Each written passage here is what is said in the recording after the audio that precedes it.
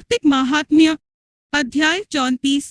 ऋषियों ने पूछा है सूत जी, पीपल के वृक्ष की शनिवार के अलावा सप्ताह के शेष दिनों में पूजा क्यों नहीं की जाती? सूत जी बोले, हैं ऋषियों, समुद्र मंथन करने से देवताओं को जो रत्न प्राप्त हुए उनमें से देवताओं ने लक्ष्मी और कौस्तुभमयी भगवान विष्णु को समर्पित कर दी थी।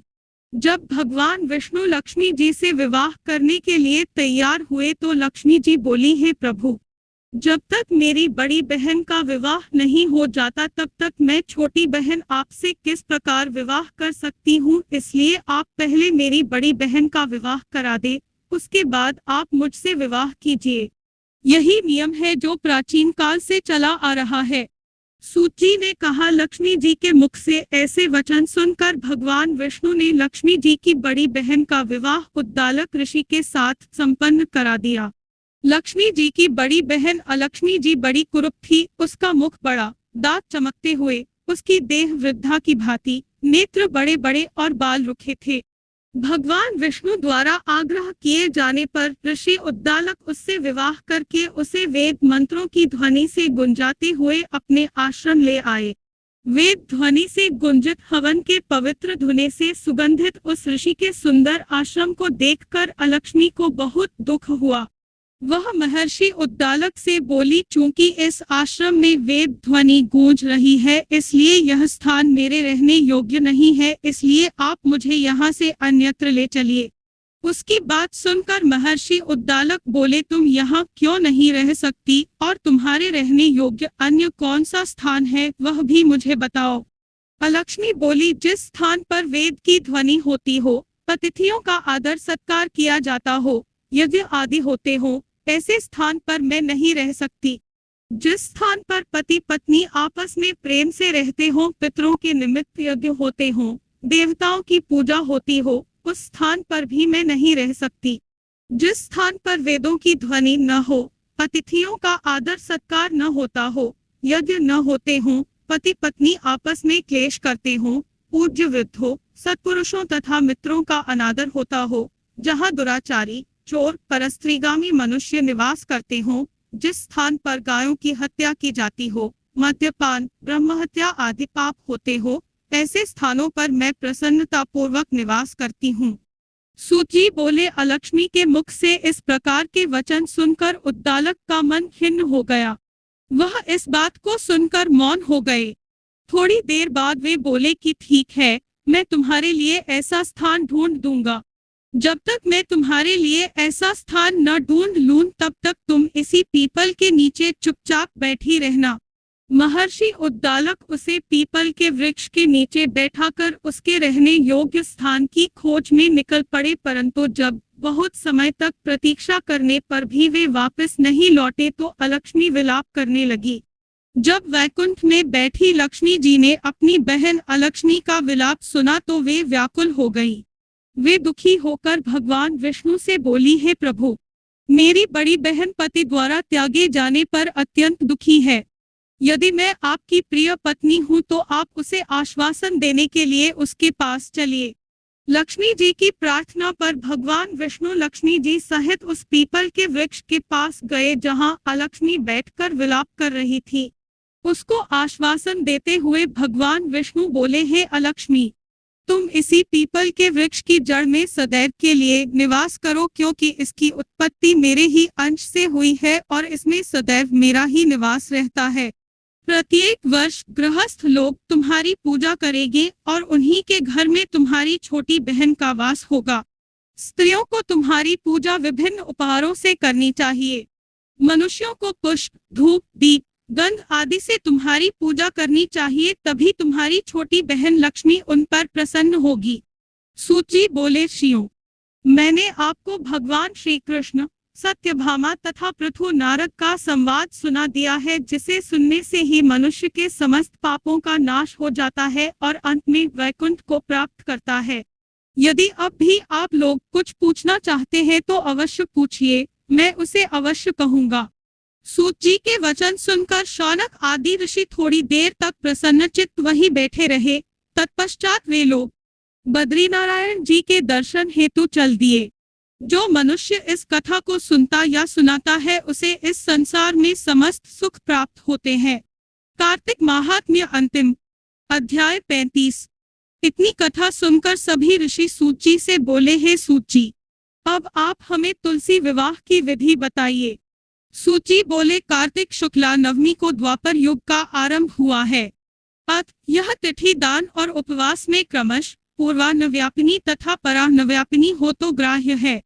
इस तिथि को नवमी से एकादशी तक मनुष्य शास्त्रोक्त विधि से तुलसी के विवाह का उत्सव करे तो उसे कन्यादान का फल प्राप्त होता है। पूर्व काल में कनक की पुत्री किशोरी ने एकादशी तिथि में संध्या के समय तुलसी की वैवाहिक विधि संपन्न की। इससे वह किशोरी वैधव्य दोष से मुक्त हो गई।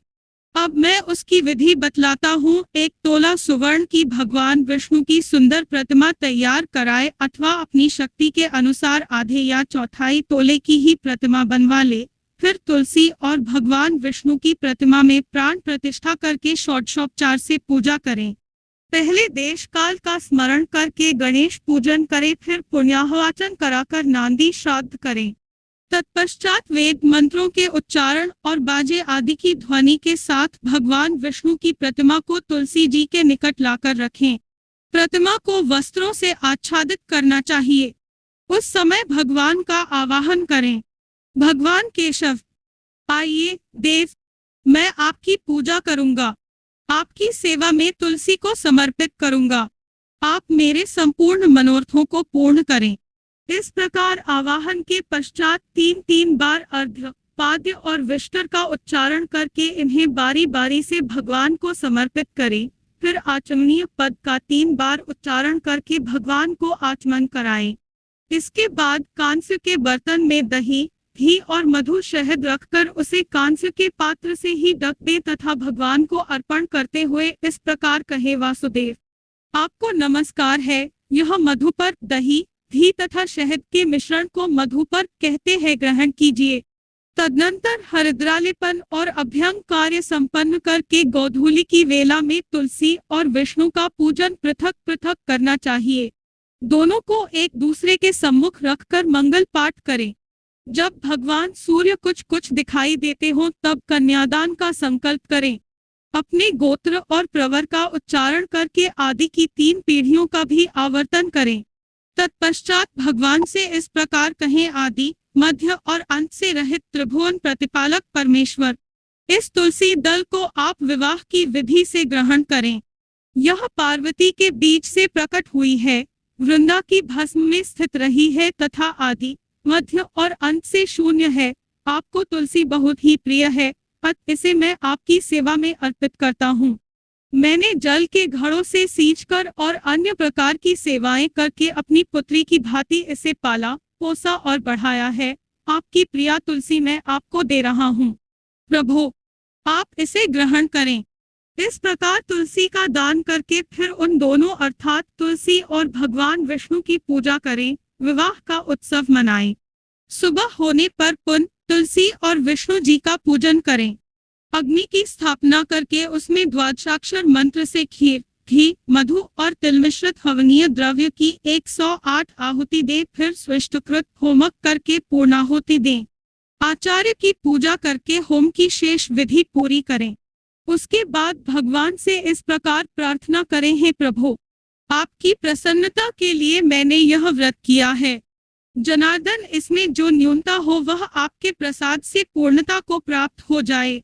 यदि द्वादशी में रेवती का 4था चरण बीत रहा हो तो उस समय पारण न करें। जो उस समय भी पारण करता है वह अपने व्रत को निष्फल कर देता है। भोजन के पश्चात तुलसी के स्वत गलकर गिरे हुए पत्तों को खाकर मनुष्य सब पापों से मुक्त हो जाता है। भोजन के अंत में ऊख, आंवला और बेर का फल खा लेने से उच्छिष्ट दोष मिट जाता है। तदनंतर भगवान का विसर्जन करते हुए कहे, भगवान आप तुलसी के साथ वैकुंठ धाम में पधारें। प्रभु मेरे द्वारा की हुई पूजा ग्रहण करके आप सदैव संतुष्टि करें। इस प्रकार देवेश्वर विष्णु का विसर्जन करके मूर्ति आदि सब सामग्री आचार्य को अर्पण करें। इससे मनुष्य कृतार्थ हो जाता है। यह विधि सुनाकर सूत जी ने ऋषियों से कहा, है ऋषियों इस प्रकार जो मनुष्य श्रद्धापूर्वक सत्य, शांति और संतोष को धारण करता है, भगवान विष्णु को तुलसी दल समर्पित करता है, उसके सभी पापों का नाश हो जाता है और वह संसार के सुखों को भोगकर अंत में विष्णुलोक को प्राप्त करता है। हे ऋषिवरों, यह कार्तिक महात्म्य सब रोगों और संपूर्ण पापों का नाश करने वाला है। जो मनुष्य इस महात्म्य को भक्तिपूर्वक पढ़ता है और जो सुनकर धारण करता है, वह सब पापों से मुक्त हो भगवान विष्णु के लोक में जाता है। जिसकी बुद्धि खोटी हो तथा जो श्रद्धा से हीन हो, ऐसे किसी भी मनुष्य को यह महात्म्य नहीं सुनाना चाहिए। 000 इति श्री कार्तिक मास महात्म्य। जय जय श्री हरि। कार्तिक की कहानियां। शनिवार की कथा। एक ब्राह्मण था, पाठ करने जा रहा था। रास्ते में शनिचर महाराज मिले। ब्राह्मण बोला, कहाँ जा रहे हो? शनिचर बोला, राजा के लगने जा रहा हूँ। ब्राह्मण बोला, राजा के लगेगा, सारी प्रजा दुखी होगी, मेरे लग जा। शनिचर बोला, कितने समय के लिए? ब्राह्मण बोला, 7 साल की ना ओटी जाए, 5 साल की ना ओटी जाए, 2.5 साल की ना ओटी जाए, 1.25 साल की ना ओटी जाए, 1.25 पहर की ओट ली। ब्राह्मण नदी के किनारे जाकर बैठ गया। आसन बिछा के पाठ करने लगा। ओम नमो भगवते वासुदेवाय नमः 5 बार कह के माला फेरने लगा। नदी में 2 मतीरे बहे जा रहे थे। उसने निकाल के घोड़े के नीचे रख लिए। मतीरे राजा के लड़कों के सिर बन गए। ऐसी एक आदमी ने देखा, ब्राह्मण ने राजा के लड़कों के सिर काट के रखे हैं। ब्राह्मण ने कहा, किसी से कहिए मत, मुझे शनि की दशा लग रही है। उस आदमी ने 1 से कही, 2 से कही, सारी नगरी में फैल गई। राजा ने आदेश दिया, ब्राह्मण को सूली पे चढ़ा दो। ब्राह्मण को लाया गया, सूली पर लटकाया। सूली टूट गई। सोने की घड़वाई वो भी टूट गई, चांदी की घड़वाई वो भी टूट गई। जो भी सूली घड़वावे वही टूट जाए। इतनी देर में 1.25 पहर पूरा हो गया। राजा के लड़के खेलते खेलते आ गए। रानी बोली, महाराज, ब्राह्मण सूली पे चढ़ा दिया होगा, हमारा कैसे पाप उतरेगा? राजा सेवक से बोला, जाके देखो। सेवक ने देखा, ब्राह्मण पाठ कर रहा है। सेवक ने पूछा, विप्रवर, ऐसा कैसे हो गया? ब्राह्मण बोला, मैं तो पाठ करने जा रहा था। रास्ते में शनिचर महाराज से बोला, कहाँ जा रहे हो? शनि बोला, राजा के लगने जा रहा हूँ। मैं बोला, राजा के लगेगा, सारी प्रजा दुखी होगी, मेरे लग जा। शनिचर बोला, कितने समय की? मैंने कहा, 7 साल की ना ओटी जाए, 5 साल की ना ओटी जाए, 2.5 साल की ना ओटी जाए, 1.25 साल की ना ओटी जाए, 1.25 पहर की ओट ले। राजा बोला, 1.25 पहर में ऐसे रंग दिखाए, इसकी दशा कैसे दशा उतरे? सोने चांदी का दान, तांबे लोहे का दान, पीतल का दान राजा तो कर दे, गरीब कैसे करे? ब्राह्मण ने कहा, गरीब तेल की पाली, गुड़ की डली ढकोत को दे दे। 7 बार पीपल में जल चढ़ा दे। कह दे, शनि देव टोटा कभी न आवे, टोटा शनि की घड़ी घड़ी ले, 70 बला टले। ऐसा 7 बार कह दे। 7 बार जल चढ़ा दे, सारी बला टल जावे।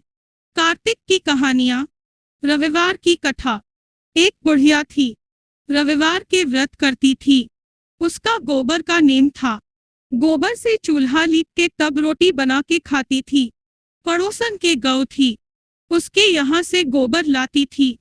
एक दिन पड़ोसन ने गौ अंदर बांध ली। बुढ़िया का ना गोबर मिला, ना करा, ना खाया, भूखी रह गई। सपने में सूर्य नारायण दिखे। सूर्य नारायण बोले, बुढ़िया भूखी क्यों पड़ी है? बुढ़िया बोली, देव, मुझे गोबर का नेम है, चूल्हा गोबर से लीप के रोटी बनाऊं हूँ। ना गोबर मिला, ना लीपा, ना खाया। सूर्य नारायण बोले, बाहर निकल के देख, तेरे गोरी गाय गोरा बछड़ा बंध रहे हैं। गाय ने एक लड़ी सोने की, एक गोबर की दी। पड़ोसन दे देख लिया। सोने की पड़ोसन ले गई, गोबर की बुढ़िया ले आई।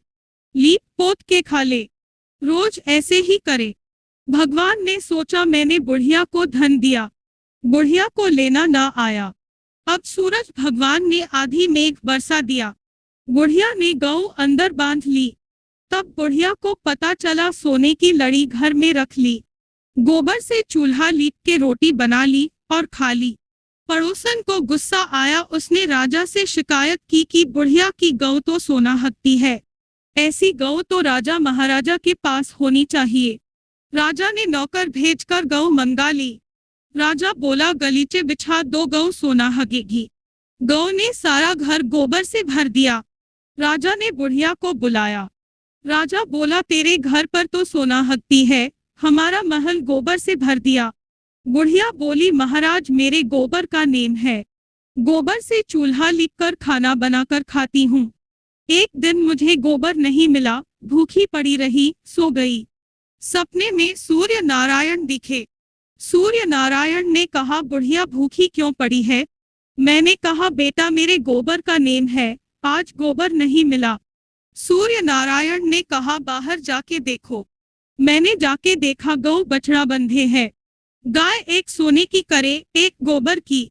पड़ोसन सोने की ले जावे, गोबर की मैं ले जाती। एक दिन आधी मेघ बरसा, मैंने गौ अंदर बांध ली, जब देखा एक सोने की लड़ी, एक गोबर की पोठी। पड़ोसन को उस दिन सोना नहीं मिला तो आपसे चुगली कर दी, मुझे तो सूर्य नारायण ने दी थी। राजा ने बुढ़िया को गौ भी दी और धन दिया, पड़ोसन को दंड दिया।